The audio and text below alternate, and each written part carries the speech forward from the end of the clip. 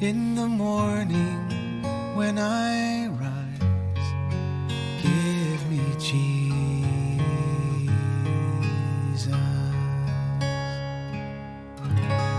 Good morning.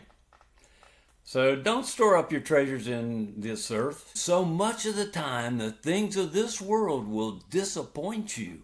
And so your riches, they're going to fail. You put your hope in clothes and moths are going to eat holes in them.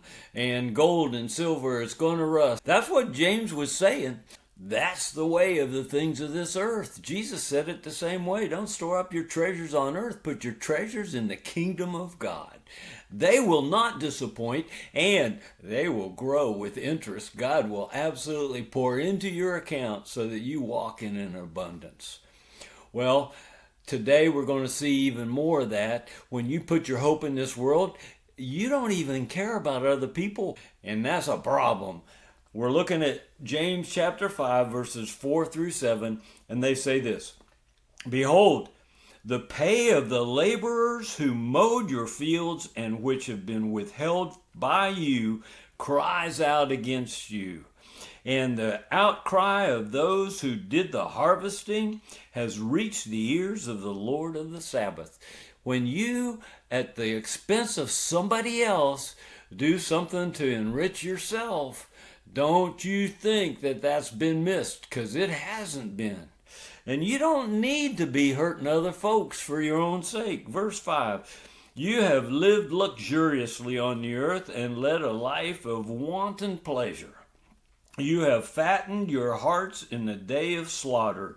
You have condemned and put to death the righteous man, and he does not even resist you. Yeah, you've taken advantage of the weak. You have set yourself up. Look, I am somehow better than others. As long as I get mine, doesn't matter if somebody else misses out.